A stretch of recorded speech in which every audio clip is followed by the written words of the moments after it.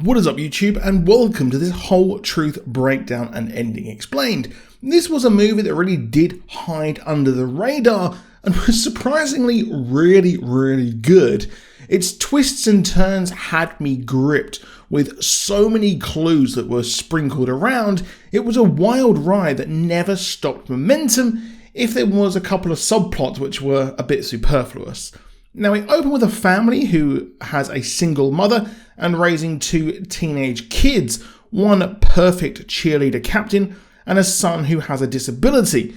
She has got a promotion at work and offers a fancy dinner. However, things start to go heavily wrong from here when the mother has to stay late and we learn her son is being blackmailed by a schoolmate who has a clip of his sister showering, which we later found out was sent to him by one of the sister's friends who was jealous of her being the perfect girl. Now, it's a subplot which wasn't really needed. It didn't really seem like it was needed in the movie, but it did provide a lot of tension. The friend is creepy and rebuffed as the mother stays late but is hit by a car later on. Now, this tragic moment forces the kids to meet their grandparents who they cannot ever remember meeting. Now, initially, it's a nice reunion as things start to get very weird. And I loved the kind of tension here as I kept thinking something was up with these grandparents. And weird things start to happen as they start to see a hole in the wall in the grandparents' house, which isn't acknowledged by the grandparents. And things are also off as there are photos of their mother with their father cut out, who also is not acknowledged. The son looks through the hole and sees a creepy, derelict house, and the grandparents say nothing is there at all as they look through it again when the dickhead mate is there, and the creepy ghost child appears, and it's thought that the grandparents aren't their grandparents, and the bully gets hurt through the hole as the grandmother prangs out when she sees the blood.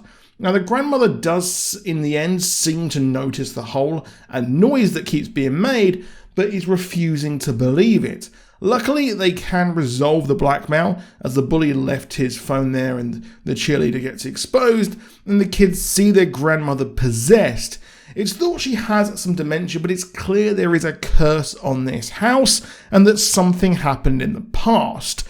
Meanwhile, the grandfather goes to investigate the hit and run of the mother, but it turns out this was all a wild goose chase, as while he did or was adamant that it was the son of a rich family in their town that did this, it was actually, he's telling the truth, someone else did drive the car, and well, it goes wrong from there again. The whole starts to get creepier as the son becomes ill and is called Prinia by the grandmother, and she gets him to drink milk to make him feel better, but it's making him worse as we find out that it was actually rat poison in it, and the grandmother did poison Prinia, who was actually the sister of these kids who was killed by the grandmother. The kids see the creepy child with a baby and a passed out man, which is their father, and the baby was Pim, the sister. It's all revealed here when the grandfather kills the rich kid as the mother wakes up. It turns out they had a sister who was left with their alcoholic father, and she died when initially it's found out that the father forgot that she was under the stairs and playing hide and seek and killed himself with the grandfather's police gun when he found out. However, the grandfather cannot see the hole, but the grandmother can, showing the guilt. And there's more to the story, the whole truth, if you will, as the mother and grandfather arrive. While originally it's said that the disabled Prinia drank rat poison by mistake due to neglect from the father, the grandmother was slowly poisoning her as she felt the disabled child was a curse when she had a perfect girl born after her. She had the perfect daughter in the mother who married a real douchebag, and it's a sick and twisted way of thinking that, well, she was doing the right thing and removing this curse, and she wanted to poison the son here as he was also disabled. She wanted the perfect child, which is disgusting.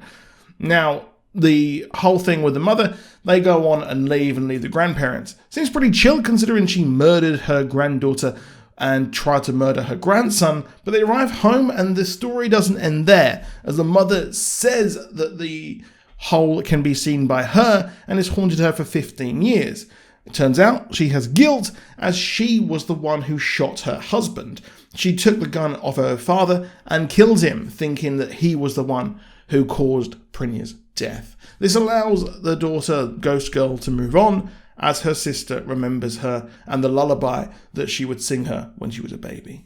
Overall, this was a really, really good movie. The twists and turns were fantastic, and at the end, we see the grandparents killed by the curse. And yeah, it was a pretty wild ride, but let me know what you think down in the comments. I absolutely loved it. Please do drop a subscribe if you enjoyed it, and hit a like if you enjoyed it as well. I'll see you soon, and goodbye.